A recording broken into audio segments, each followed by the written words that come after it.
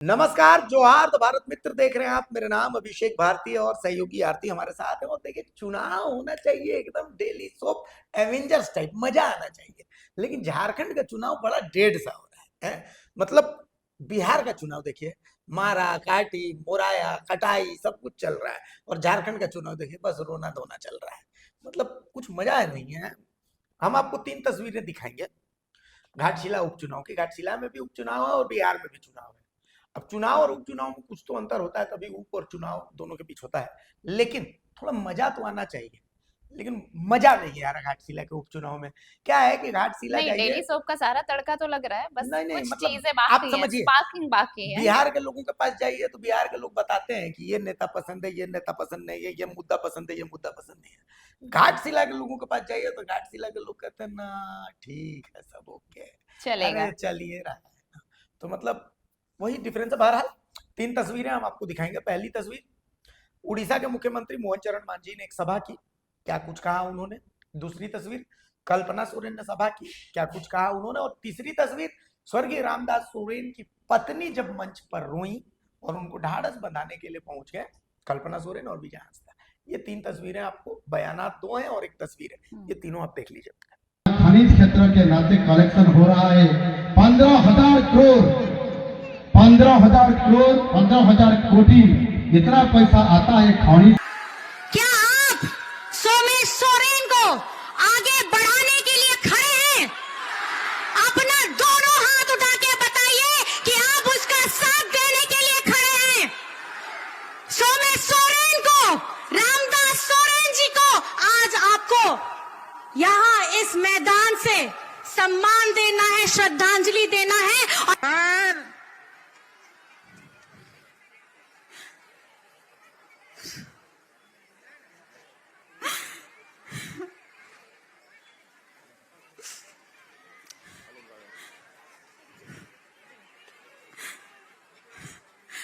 Apa kau telah ini kota? Ada orang yang bikin apa saya le? Apa kau sibuk tu kota telah na? Kota tadi ko, didi ti ko, aji beta ko tinggu ke dia Ghaatsila विधानसभा को. Apa ya आशीर्वाद इनको जो करना है बाबा कुर्सी बचाओ करते तो पे. Ay baba asman rea churro kara jelet pege ay ki baja zaman kursi re dudup dare ama देख लिया आरती। अब एक बात तो तय है कि मुद्दों वाला ये चुनाव तो अब रहा नहीं। बिल्कुल भी नहीं। है ना? ये इस चुनाव में मतलब आप देख लीजिए, चाहे कल्पना सोरेन हो, हेमंत सोरेन हो, जो भी है, वो मैया सम्मान की भी बात नहीं कर रहे हैं इस चुनाव में। वो बात कर रहे हैं रामदास सोरेन की, वो बात कर रहे हैं देशोंगुरु शिबू सोरेन की, और उसी के नाम पर वहां पर वोट मांगना, मतलब मुद्दों पर बात नहीं हो रही। चंपाई सोरेन जो है वो अकेले पसीना बहा रहे। खैर, कल तो मोहन चरण मांझी की सभा हुई, अन्नपूर्णा देवी की सभा हुई, बाबूलाल मरांडी की सभा हुई, मेहनत हो रही है। और जो वास्तविक आंकड़े अभी तक जो माहौल लग रहा है इस माहौल में आपको एक चीज दिखेगा कि जो बाबूलाल सोरेन को जो पिछली बार वोट मिला था, वो वोट कुछ बढ़ सकता है। हालांकि हार जीत का जो फासला होगा वो कम रहने वाला है इस बार। अब तक जो दिख रहा है, क्या दिख रहा है? बिल्कुल नेक टू नेक फाइट की बात कही जा रही थी। पहले बहुत इजी लग रहा था कि ये फाइट एक तरफा होने वाली है। मतलब जिस तरह से चीजें पब्लिक डोमेन में आई कि भाई कौन होगा प्रत्याशी, सबसे पहले तो यही दिक्कत चल रही थी कि जेएमएम प्रत्याशी क्यों नहीं घोषित कर रहा है। क्योंकि अब तक जो बाई इलेक्शंस हुए हैं आपने देखे कि जहां पर भी ऐसी सीटें खाली हुई हैं वहां पर अगर मिनिस्टर्स थे तो उनको डिप्यूट किया गया था जो उनकी विरासत को आगे ले जाने वाले थे। लेकिन इस बार पहली दफा ऐसा हुआ कि रामदास सोरेन के निधन के बाद वो मंत्री पद भी खाली रहा और अनाउंस भी तब तक नहीं हुआ जब तक नॉमिनेशन की तारीख नहीं आ गई। तो उसके बाद जैसे ही नॉमिनेशन फाइल हुआ तो ये लगने लगा कि बीजेपी की तरफ से जो चेहरा लाया गया है उसमें एक तरफा मुकाबला होगा। सोमेश सोरेन एक तरफा वोट से जीतने वाले हैं। लेकिन अब जो तस्वीरें धीरे धीरे बदली हैं, अब ऐसा लग रहा है कि मुकाबला इतना भी आसान नहीं रहने वाला, दिलचस्प होगा मुकाबला, कांटे की टक्कर होगी। पिछली बार का जो फाइट रहा था इस बार ये मुकाबला और नेक टू नेक रहेगा क्योंकि इस बार कई समीकरण बदले हैं। और उन समीकरण में पहले से भी हम ये बात कहते रहे हैं भारती कि घाटशिला में मुद्दों पर तो चुनाव बिल्कुल भी नहीं हो रहा। आप भी वहां पर ग्राउंड रिपोर्टिंग कर रहे हैं, लोगों को बिल्कुल मतलब नहीं होता वहां पर कि जादूगोड़ा में अगर वहां पर माइनिंग हो रही है, लोग लूले लंगड़े हैं, वहां पर बच्चे विकलांग पैदा हो रहे हैं। ये समझिए ना कि लोग ज्यादा मैच्योर हो गए, हाँ, ये भी उनको हो ये सकता है। समझ में आ हाँ, गया है कि देखिए आप कुछ भी कर लीजिए। कोई भी विधायक बनेगा हाँ, ये तो हमारी नियति में ही है, उनकी औकात के बाहर की चीज कि है वो बदलने वाली कि वो नहीं है, उसको बदल तस्वीर सके, बदलने है वाली ना? नहीं तो है। वहाँ बिजली हाँ। पानी सड़क ये मुद्दा, इस मुद्दे पर वोटिंग और आप करेंगे। सोचिए कि जो बेसिक इंफ्रास्ट्रक्चर है उसके लिए भी लोग मांग नहीं करते वहां पर। लोग एक घर में, आप सोचिए कि एक छोटा सा मिट्टी का घर है, उसमें एक ही परिवार के 6 से 7 लोग रह रहे हैं, उनके पास भी मुद्दा नहीं है कि उन्हें अबुआ आवास तक मिलना चाहिए ताकि कम से कम एक छत अच्छी हो। तो ये बेसिक चीजें भी अगर लोग वहां पर और ये बात नहीं खत्म कर हो रहे चुकी हैं है इन तो वो मुद्दों पर। मुद्दा ही देखिए नहीं है। चंपाई सोरेन जो है, चंपाई सोरेन 2-3 मुद्दों को वहां पर घेर रहे हैं। एक जो सबसे इंपॉर्टेंट मुद्दा चंपाई सोरेन वहां एक नैरेटिव सेट कर रहे हैं, वो सेट ये कर रहे हैं लोगों के बीच में कि हेमंत सोरेन एक संथाली आदिवासी है, लेकिन सूर्य हंसदा एक संथाली था और उसका एनकाउंटर किया गया। रिम्स 2 को लेकर के जो हाँ, आंदोलन कर रहे हैं हाँ। वो भी आदिवासी है। चाई भाषा में जो लाठीचार्ज हुआ वो भी आदिवासियों पर हुआ है।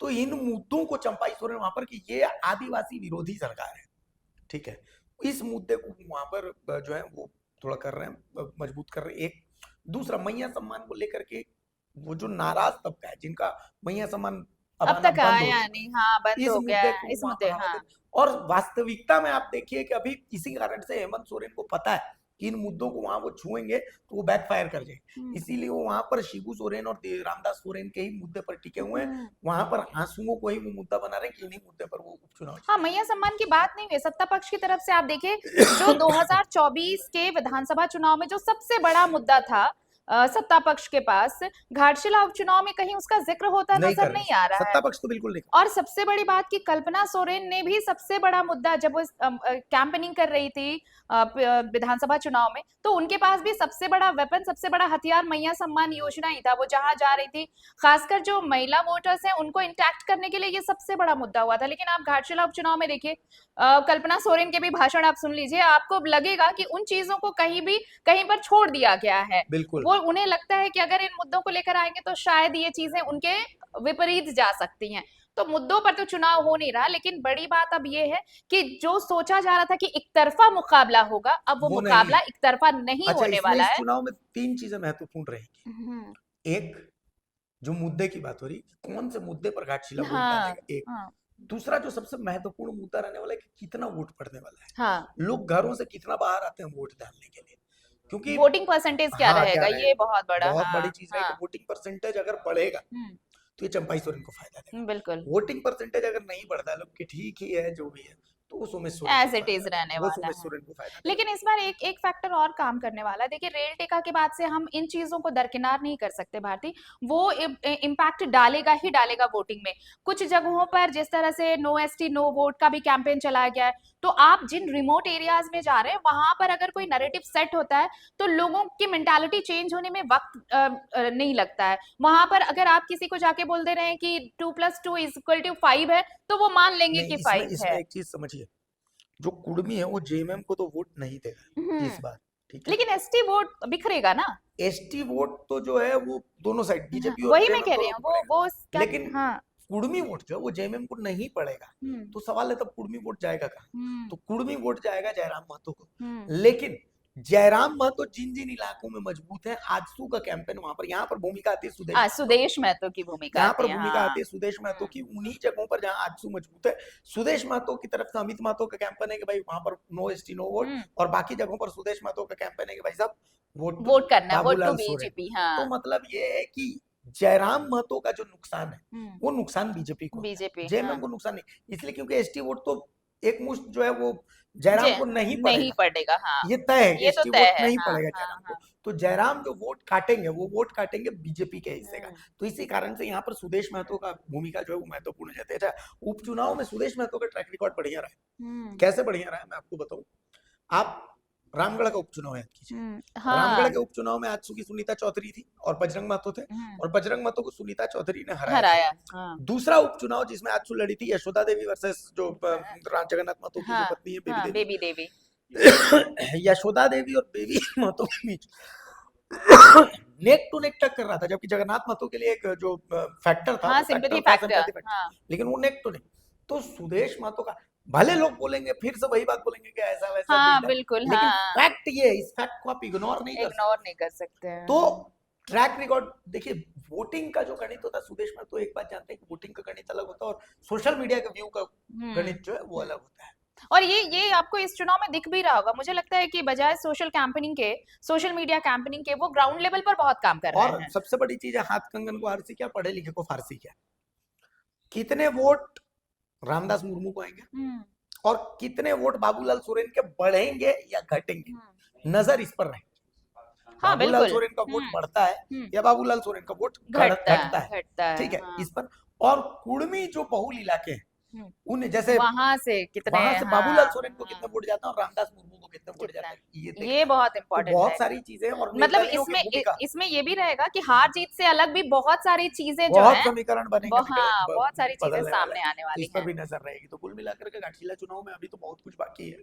अभी जैसे जैसे दिन आगे बढ़ेंगे, चुनाव प्रचार के आखिरी दिन तक माहौल गर्म रहेगा, नए नए मुद्दों पर बहस जो है वो 9 तारीख तक अभी इंतजार करिए, बिल्कुल और 11 तारीख को वोटिंग है, तो वोट के लिए जरूर निकलिए, बिल्कुल। वोट जरूर वोट करिए। दीजिए, हाँ, हाँ। वोट जरूर दीजिए, ताकि कम से अरे ठीक है, मृत है सबसे लेकिन बड़ा वोट अधिकार दीजिए। है, लोकतंत्र बिल्कुल। में ये सबसे बड़ा अधिकार है, तो वोट वोट दीजिए, जरूर करिए। मस्त रहिए, खुश रहिए, नमस्कार, जोहार।